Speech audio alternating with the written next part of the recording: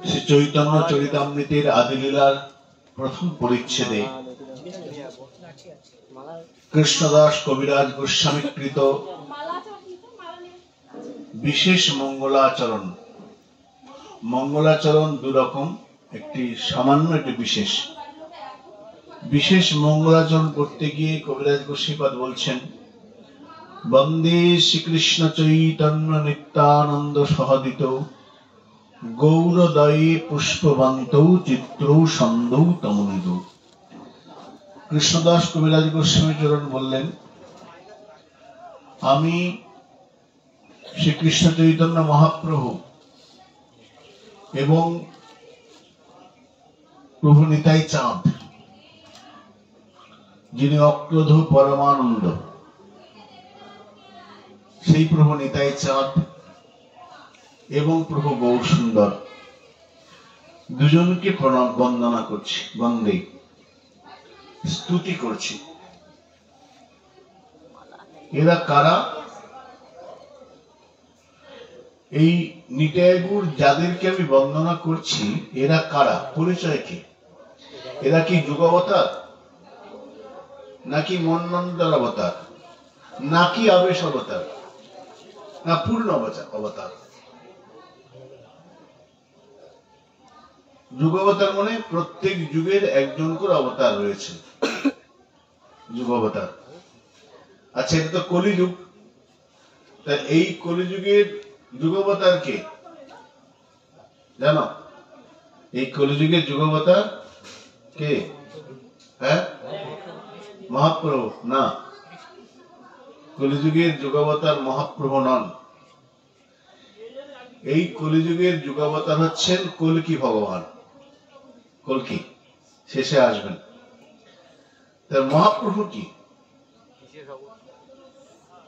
মহাপ্রভু কি অবতার? কিরকম অবতার?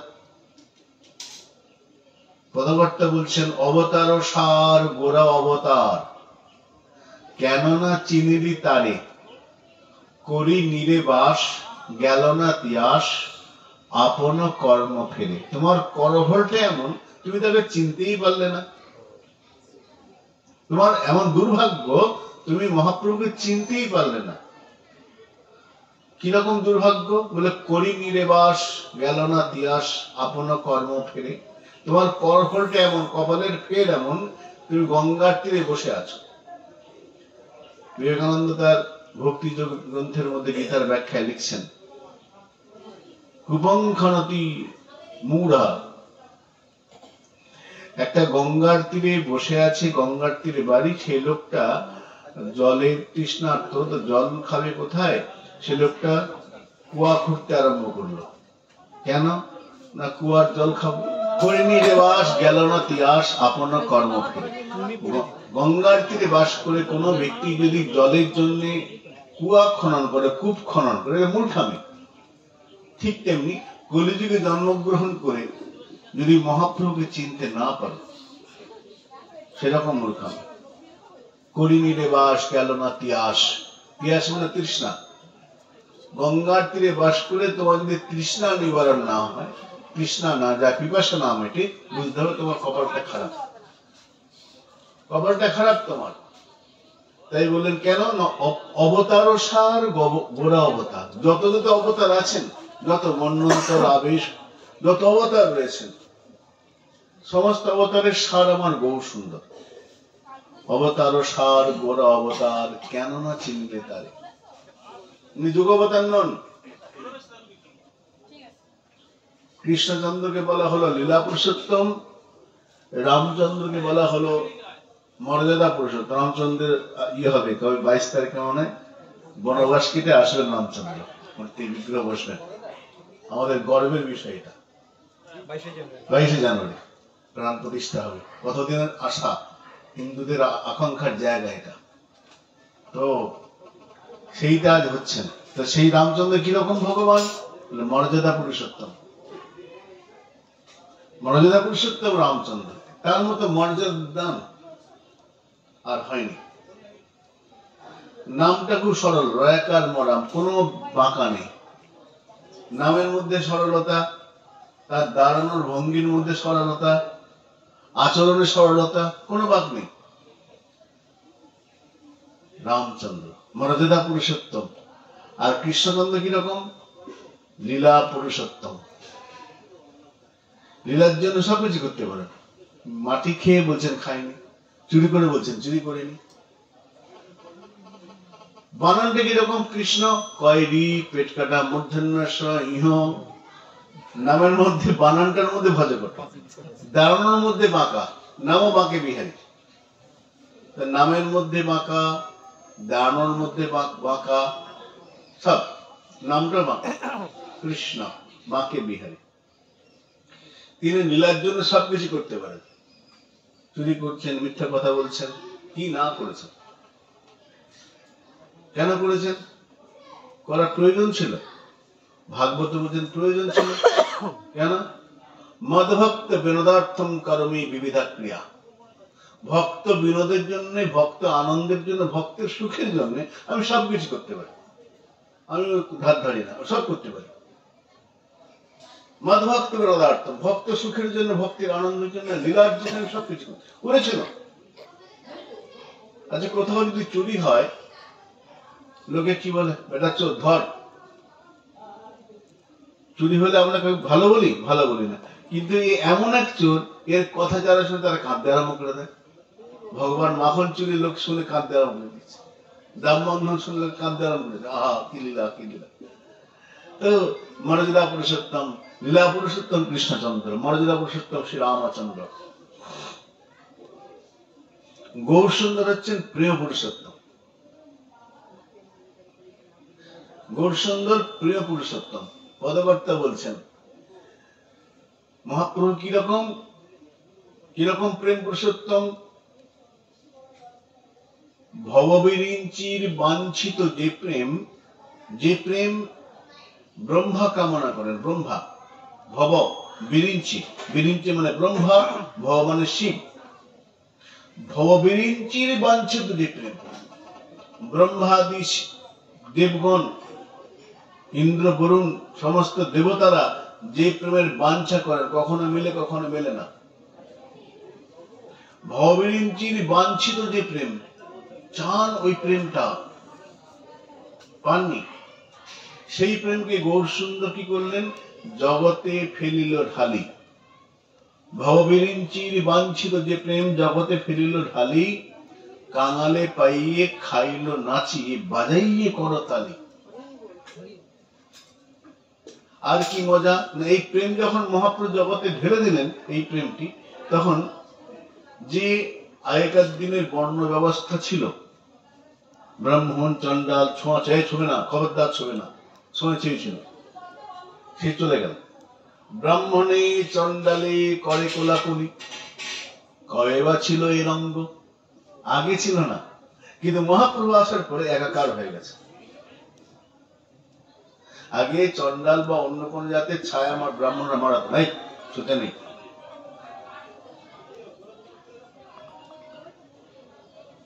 কোন কারণে যদি স্পর্শ হতো, স্নান করতে যেত, ছোঁয়া লেগে গেছে।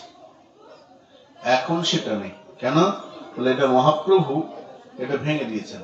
ব্রাহ্মণে চন্ডালে করে কোলাকুলি, কবে বা ছিল এই রঙ্গ। তো এই প্রেম পুরুষোত্তম গৌর সুন্দর। পদকর্তা বলছেন, যদি গৌর না হইতো কেমন হইতো, কেমনে ধরিতাম দে, রাধার মহিমা প্রেম রসসীমা, জগতে জানাতো কে। যদি গৌর সুন্দর জগতে না আসতেন, তাহলে আমরা রাধা প্রেমের হয়ে জানতেই পারতাম না। যদি গৌর না হইতো কেমন হইতো, গোবিন্দের গো, রাধার রা সমান গোরা। গৌর যদি জগতে না আসতেন কি হতো? বলে তাহলে আমরা বাঙালি ভেসে যেতাম।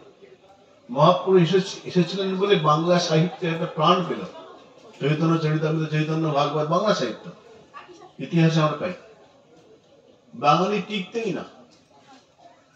পদকর্তা বলছেন, বাঙালির হিয়া, কবি বলছেন, বাঙালির হিয়া অমিয় মথিয়া নিমাই ধরেছে কায়া। বাঙালির হৃদয়কে মন্থন করে গৌর এসেছেন। বাঙালির হিয়া অমিয় মথিয়া নিমাই ধরেছে কায়া। কবি বলছেন, এক কবি সম্বত দীনেশচন্দ্র সেন বা এরকম ভাবে তিনি লিখছেন যে প্রেম পৃথিবীতে একবার এসেছিল রূপ ধরে, তার নাম গৌর সুন্দর। প্রেম যখন মূর্তি নিয়েছে, সে মূর্তি গৌর সুন্দর। প্রেম জীবনে একবারই জগতে এসেছিল, গৌর সুন্দর। প্রেম পুরুষোত্তম গৌর সুন্দর। তো তিনি অবতারের সার গৌর সুন্দর, যুগবতার নন, যুগবতার আলাদা। তো গৌর সুন্দর কিরকম বলে, ব্রজের যারা কৃষ্ণ বলরাম, সেই কৃষ্ণ বলরাম এবার গৌর হয়ে এসেছেন। ব্রজের বিহারে পূর্বে কৃষ্ণ বলরাম, কোটি সূর্য চন্দ্র যিনি দোহার নিজ ধাম। নিতাই গৌরের যে সৌন্দর্য মাধুর্য, নির্ধাম মানে কান্তি, সেই কান্তি কোটি সূর্যকে এক জায়গা করলেও হবে না, কোটি সূর্যের থেকে বেশি। কিরকম, মহাপ্রভু যখন দাক্ষিণাত্যে গিয়েছেন, গোদাবরী তীরে স্নান করে নদীর তীরে অপেক্ষা করছেন। গোদাবরীতে স্নান করেছেন, তীরে বসে আছেন এক দিব্যকান্তি পুরুষ,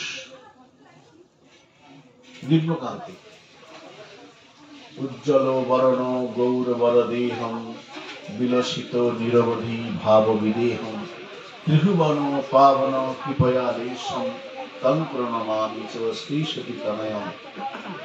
রামানন্দ রায় গোদাবরীতে স্নান করে উঠেছেন, বিধিমত স্নান করেছেন, নিয়ম যেমন নিয়ম অনুসারে স্নান করে দেখছেন নদীর তীরে এক সন্ন্যাসী বসে আছে। রামানন্দ রায় ভাবছেন, অনেক সন্ন্যাসী দেখেছি, বড় বড় সাধু সন্ন্যাসী দেখেছি, কিন্তু এরকম মন প্রাণ নজর কারা সন্ন্যাসী দেখিনি। একবার যে দেখেছেন আবার তাকাচ্ছে, আবার ডুবে আবার দেখছেন, যত দেখছেন আকর্ষণ বাড়ছে। এত রূপের সন্ন্যাসী হয়, সন্ন্যাসী কিন্তু এত রূপ। কাছে গিয়েছেন, কি দেখছেন বলেন, অপূর্ব সুন্দর সন্ন্যাসী। অনেক সন্ন্যাসী দেখেছি, এমন সন্ন্যাসী দেখিনি, রূপের মানুষ, এত রূপের মানুষ দেখিনি। মনে হচ্ছে রামানন্দ দেখছেন দুই গাছের নিচে, মনে হচ্ছে একটা নয় দুটো নয়, একসঙ্গে 1 কোটি সূর্যের যে তেজ আর 1 কোটি চন্দ্রের যে শীতলতা, দুটো একসঙ্গে। 1 কোটি সূর্যের কিরকম, একটা সূর্যের তাপে আমাদের প্রাণ আইড হয়। যখন গরমকাল হয় না, কিরকম হয়, প্রাণ আইড হয়, ঘরে ঘি লাগাতে হয়, না পারছে না রাখতে। এক সূর্যের কত তাপ, তাহলে 1 কোটি সূর্যের কিরকম তাপ হবে, আবার এক চন্দ্রের কিরকম শীতলতা। তো মনে হচ্ছে একসঙ্গে দুটো সমান নয়, অবাক হয়ে দেখছেন। কোটি চন্দ্র সূর্য যিনি, কোটি চন্দ্র সূর্যের থেকে প্রভাব, ওই সন্ন্যাসী গিয়ে দাঁড়িয়েছেন, মহাপ্রভুকে প্রণাম করেছেন। গৌর সুন্দর জানেন এ রামানন্দ রায়। তো মহাপ্রভু জিজ্ঞাসা করছেন, তথাপি বুঝিল তুমি রায় রামানন্দ। মহাপ্রভু দেখেছেন রামরায়কে, রামরায় মহাপ্রভুকে দেখেছেন, কিন্তু কথা বলেননি। রামরায় এসে প্রণাম করেছেন, মহাপ্রভু বুঝতে পেরেছেন এই রামরায়, যার সঙ্গে দেখা করার জন্য আমি এসেছি। সারভূম বলে দিয়েছেন, প্রভু তুমি যাচ্ছ, দেখা করে নিও। সেই রামরায়কে দেখে মহাপ্রভু বলছেন, তথাপি বুঝিল তুমি রায় রামানন্দ। রামানন্দ উত্তর দিচ্ছেন, সেই হয় শূদ্রমন্দ। হ্যাঁ প্রভু ঠিক ধরেছ, আমি সেই রামানন্দ রায়, যার সঙ্গে দেখা করলে তুমি গোদাবরী তীরে এসেছো দাক্ষিণাত্যে, আমি সেই রামরায়, কিন্তু দাস শূদ্র মন্দ। পরিচয় কে দিচ্ছেন, বলতে পারতেন আমি সামন্ত রাজা, আমি অমুক অমুক, কিছু না। আমাকে জিজ্ঞাসা করে, আমাকে চেনেন না, আমি অমুক মন্দিরের মঠাধীশ, আমি অমুকের এই, আমি আমার এই এত বড় লিস্ট টাঙিয়ে দেবো, আমি কি? রামরায় কিন্তু একবার বলছেন না, কি পরিচয় দিচ্ছেন? দাস, শূদ্র, মন্দ বলছেন না, আমি কি? এখন তো এখন নেম প্লেট হয়ে গেছে, তারপর বড় বড় ব্যানার যায় আগে, নিজের আমার নামের আগে এই থাকবে, কি ব্যানার যায়, কে যাচ্ছে? তো দাস, শূদ্র, মন্দ, আমি দাস, আমি শূদ্র, আমি মন্দ। রামরায় দাস বললেন কেন নিজেকে? চৈতন্য চরিতামৃতে উত্তর দিচ্ছেন, অল্প ভাগ্যে দাস নাহি করে ভগবান। কম ভাগ্যে দাস হওয়া যায় না, অনেক ভাগ্য থাকলে তবে দাস হওয়া যায়। অল্প ভাগ্যে দাস নাহি করে ভগবান। তো ওখানে আমরা দেখলাম যে কোটি সূর্য চন্দ্র যিনি দোহান দোহান, নিতাই গৌরের যে সৌন্দর্য কোটি চন্দ্র সূর্যের থেকে বেশি।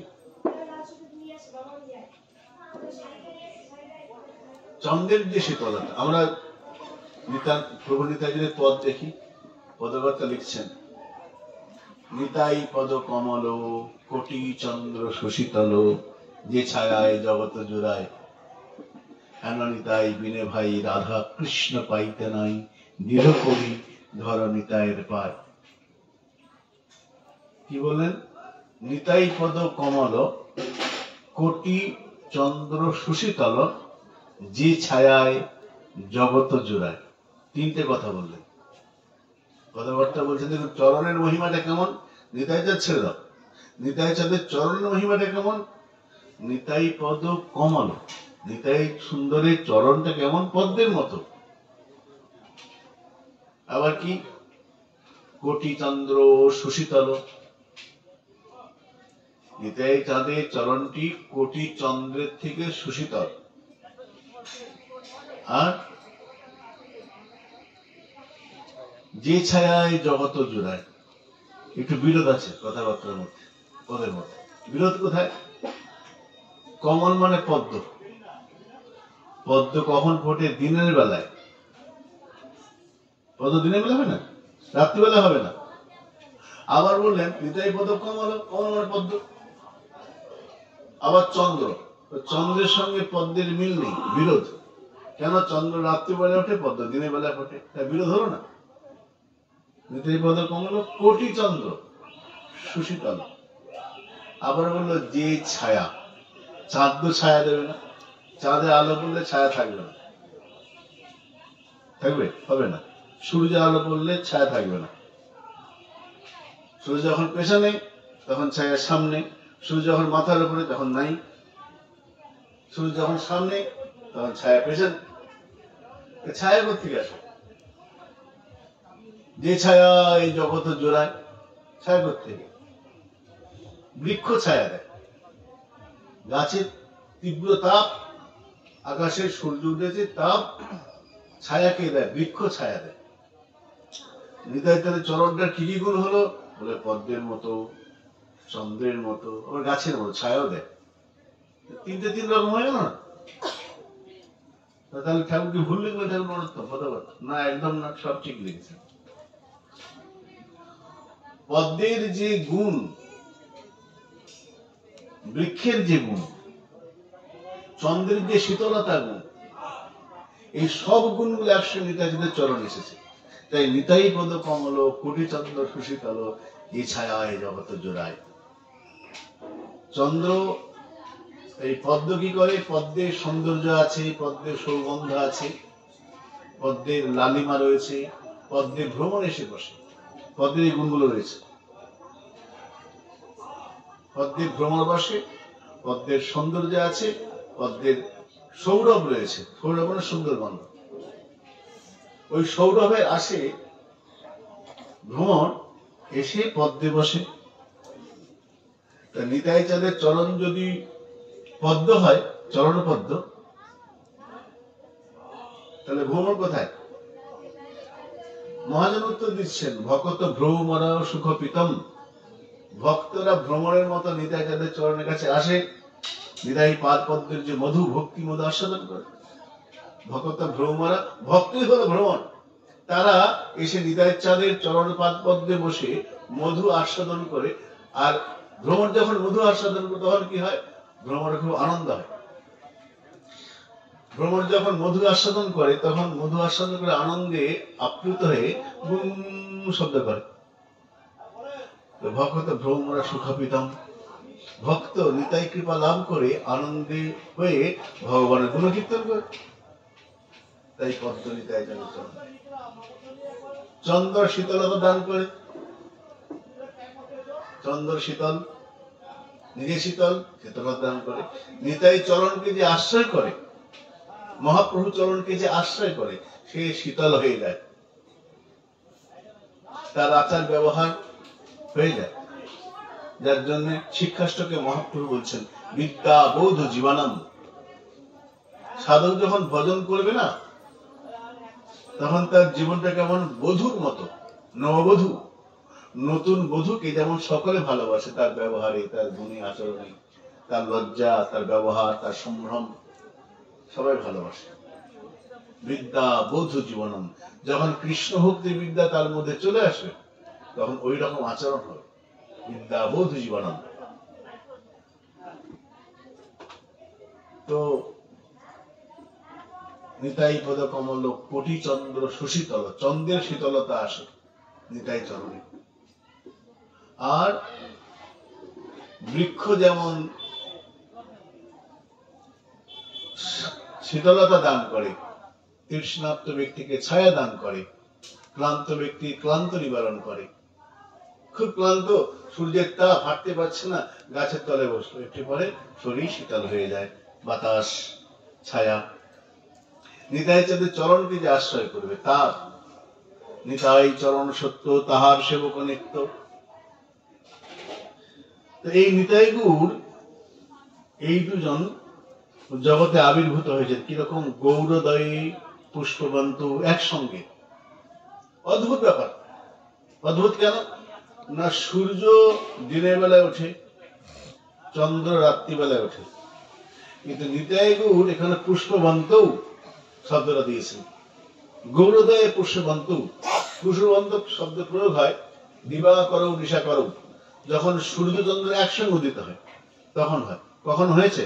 হয় না, দিনের বেলা রাত্রিবেলা। কিন্তু এটা অদ্ভুত ব্যাপার, চিত্র একসঙ্গে সহদিত একসঙ্গে উদয় হয়েছে। আচ্ছা, মনে করো সকালে বেলায় সূর্য উঠলো, আমরা কি বলি? সকাল 6টায় সূর্য জন্মালো বলি, বিকাল 5টায় সূর্য অস্ত গেল কি বলি? বিকাল 5টায় সূর্য মারা গেছে বলি না, 5টায় উদয়, 6টায় উদয়, বিকাল 5টায় অস্ত। তো রোজ উদয় হচ্ছে, অস্ত হচ্ছে, তার মানে রোজ জন্মাচ্ছে মরছে নয়।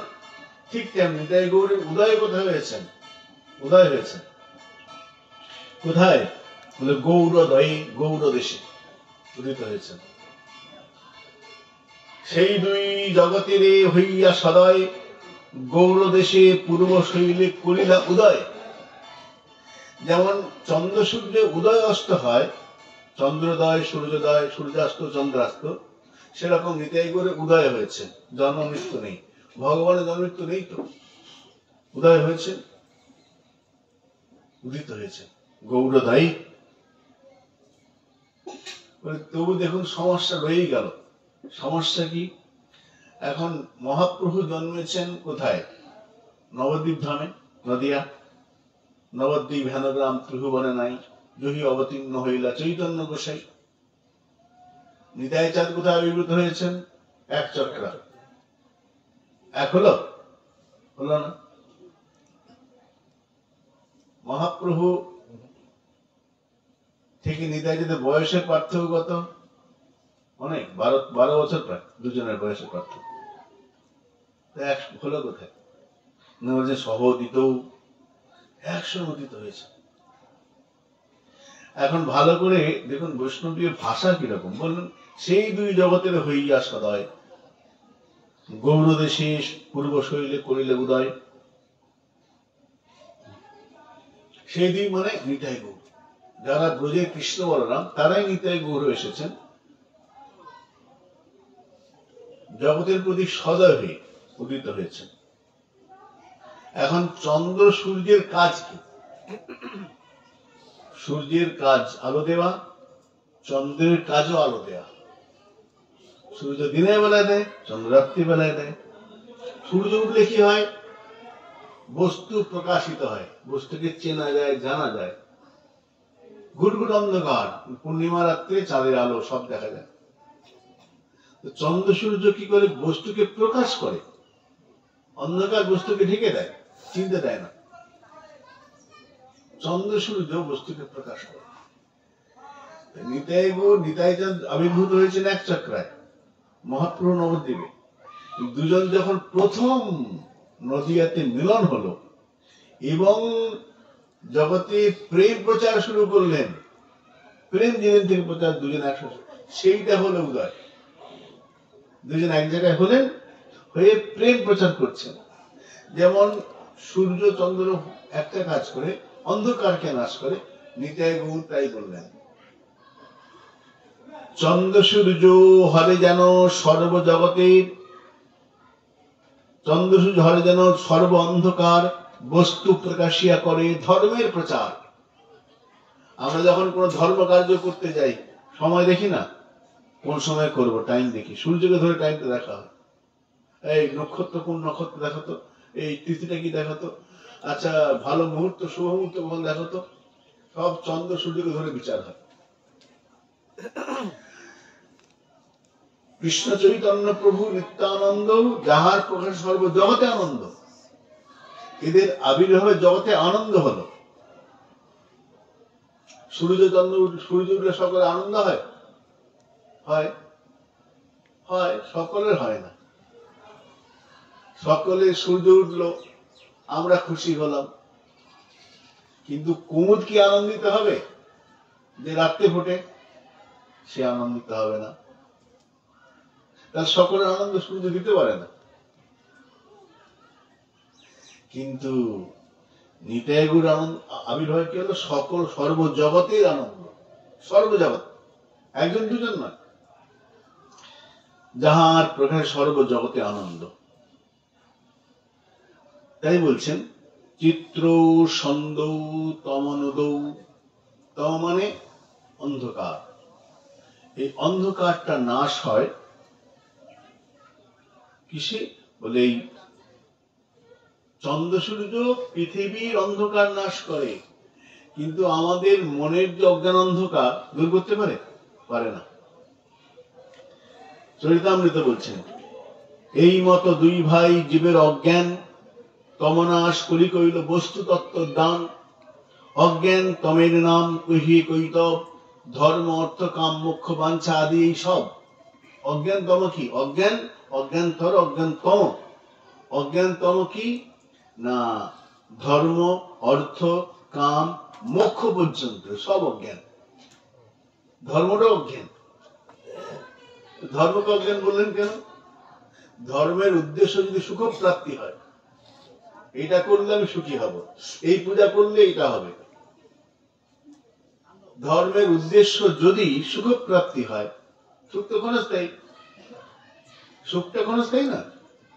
এখন যেটা সুখ বলে মনে হচ্ছে, এখন সবাই চাদর গায়ে দিয়ে বসে আছে, কি আরাম লাগছে না? সুখ লাগছে, ঠান্ডা। এটা যদি জ্যৈষ্ঠ মাস হতো, চাদর গায়ে দিতে, সোয়েটার গায়ে দিতাম। তাহলে সুখ জিনিসটা আপেক্ষিক, চিরস্থায়ী নয়। এখন যেটা সুখ বলে মনে হচ্ছে, পরে সেটা সুখ থাকবে না, ক্ষণস্থায়ী। আমার পিতা মহাপ্রভু প্রভুপাদ 103 গুরু সে বলতেন, সুখ কিরকম জানো? দাঁতের মতো। দাঁত হয় না, চুলকালে আরাম লাগে, তাৎক্ষণিক হলে পরে, কিন্তু পরিণাম কষ্ট। দাঁত যেখানে চুলকাতে আরাম লাগে, তারপর যখন রক্ত বেরিয়ে যায় তখন আবার কষ্ট হয়। সুখটা দাঁত দূরে কি, দাঁত দূরে কম এবার বলেছে, ক্ষণস্থায়ী। তো তাহলে ধর্ম অর্থ কাম এগুলোকে বলা হয় কপট, কপটতা। কেন? এই ধর্ম অর্থ কাম মোক্ষ এই সবগুলোই আত্মসুখ অনুসন্ধান কারক। আমি সুখী হব এই জন্য ধর্ম করছি। কেন? আমি সুখী হব। অর্থ করছি কেন? সুখী হব। কাম, কোন রকম ইচ্ছা বাসনা, সুখী হব। এইগুলো সবকে বলা হলো অজ্ঞানতম। এটা কপটতা। অজ্ঞানতমের নাম কহিয়ে কৈতব। কৈতব মানে কপটতা। আর ভক্তিতে কিরকম? ভাগবতে বললেন ধর্ম প্রজ্জিত কৈতব।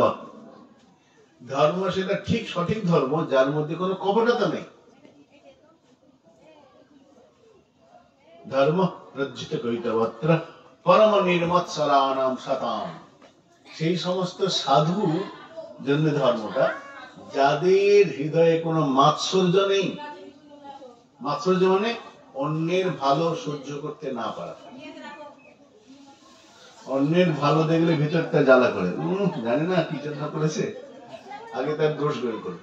কেউ যদি আমাকে ছাড়িয়ে চলে যায়, আমার থেকে বড় হয়ে যায়, জানি না, আমি জানি তো, এটার নাম মাৎসর্য। অন্যের ভালো সহ্যই হবে না। অন্যের প্রশংসা শুনলে, হ্যাঁ পাঠ করে, নাকটা একটু ব্যাপার, জানি ভালো পাঠ করে কিন্তু নাকটা ব্যাপার, ওইটা করে জানি, এই জন্য জানি না কি করে চারতলা বাড়ি করেছে, না জেনে বলে দেবে। ঈর্ষা, ঠিক আছে, এটা মাৎসর্য। তো ধর্মটা কাদের জন্য? নির্মৎসর যারা, যাদের মাৎসর্য নাই। ছোট্ট প্রসঙ্গ বলে বিশ্রাম দিল। দেখুন, এটা সব অজ্ঞান। এইটা নাশ করার গৌর কৃপার লক্ষণ। গৌর কৃপা হয়েছে। বলেন এক ভক্ত শিব পূজা করছে, অনেকদিন 12 বছর তপস্যা করার পরে শিব এসে প্রকট হয়ে বলছেন, বলো ভক্ত তোমার কি চাই? এখন ভক্ত বলে, প্রভু বর দাও, আমার কিছু তোমার কাছে বাসনা আছে। শিব বলেন, শোনো, তুমি যা চাইবে দেব, কিন্তু আমার একটা কথা আছে। কি?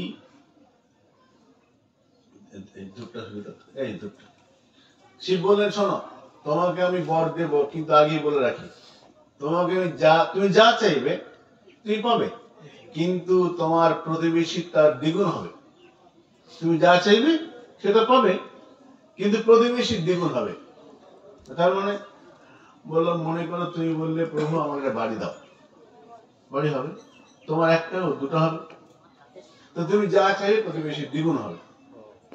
তো ভক্তটা বলে, আচ্ছা, আমি এতদিন তপস্যা করে 12 বছর সাধনা করে আমি এত কষ্ট করে তোমাকে প্রসন্ন করলাম, আর পাশের বাড়ির প্রতিবেশী সে কিচ্ছু করলো না, তার ডবল হবে। হ্যাঁ, আমি এরকমই বর দেব। শিব বলছেন, আমার ইচ্ছা, আমি এরকমই বর দেব। ভক্ত বলে, আচ্ছা ঠিক আছে, দাদা ভাবতে দাও। হ্যাঁ ভাবো, ভেবে পাচ্ছ। ভক্ত বলে, এক কাজ করো ঠাকুর, বর যখন দেবে তুমি ঠিকই করেছো, আর প্রতিবেশী যখন দ্বিগুণ হবে, এক কাজ করো, আমার একটা চোখ কানা করে দাও, ওই বেটা দুটো চোখ কানা হবে। একটা হাত রুলো করে দাও, ওই বেটা দুটো হাত রুলো হবে। একটা পা খোঁড়া করে দাও, ও দুটো পা খোঁড়া হবে। আমার বাড়ির দুটো পুকুর করে দাও, ওর 4-5 পুকুর হয়ে যাবে, ঘর থেকে বেরোতে পারবে না। বর হলো বটে, কিন্তু এটা কিরকম হলো? এটা মাৎসর্যের থেকে ভক্তি। যে ভক্তির মধ্যে মাৎসর্য আছে, কৃষ্ণ ভক্তি তাদের জন্য নয়, ভজন তাদের জন্য নয়। তাদের জন্য নির্মৎসরাণাম শতাম।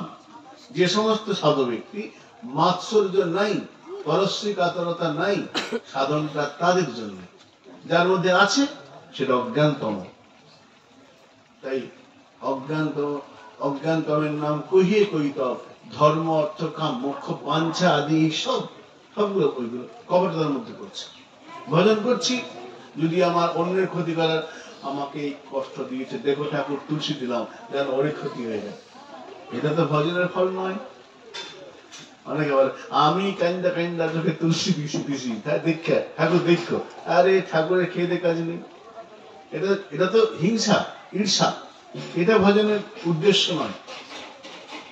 ভজনের উদ্দেশ্য ভগবত প্রসন্নতা। কিন্তু আমরা কি করি, আমার মতো লোকেরা অন্যের ক্ষতি চেয়ে বসবে। অন্যের ক্ষতি চাইলে সে সাধক হতে পারে। তো কৃষ্ণ ভক্তির বাধক যত শুভ কর্ম, যে ভক্তিটা কৃষ্ণই শুভ অশুভ যদি ভজনের পথে বাধা হয়, সেও এক অজ্ঞানতম ধর্ম, ওইটাও অজ্ঞান। কৃষ্ণ ভক্তির বাধক শুভ কর্ম যদি ভজনে বাধা দেয়, অশুভ কর্ম যদি কৃষ্ণ ভজনে বাধা সৃষ্টি করে, সেটা অজ্ঞানতম বলেছেন, বলেন সেও এক অজ্ঞানতম ধর্ম। এই অজ্ঞান অন্ধকার দূর করার জন্য তাই করে এসেছেন। জীবের হইয়া সদাই জগতে কল্যাণ করার জন্য এসেছেন। 31 শ্লোকের মধ্যে কল্যাণী গোস্বামী চরণ বললেন এই জন্যই বন্দনা করছে, বন্দে শ্রীকৃষ্ণ চৈতন্য নিত্যানন্দ সহদিত গৌরদায়ে পুষ্পবন্ত চিত্র ছন্দ তমনদৌ। অন্ধকার নাশ করার জন্য জগৎ এসেছেন, জগৎকে আনন্দ দেওয়ার জন্য এসেছেন। কেন? তারা আনন্দময়, নিত্যানন্দ এসেছেন। সেই নিতায়াচার্যকে বন্দনা করছেন কৃষ্ণদাস কবিরাজ। আবার বৃষ্টি শুরু হয়ে গেল, আমরা এখানে বিশ্রাম রাখি, কারণ প্রসাদ পাওয়ার সময় হয়ে গেছে। ঠিক আছে, সংক্ষেপে শ্রী গুরু প্রেমানন্দ নিতাই গৌর হরি হরি।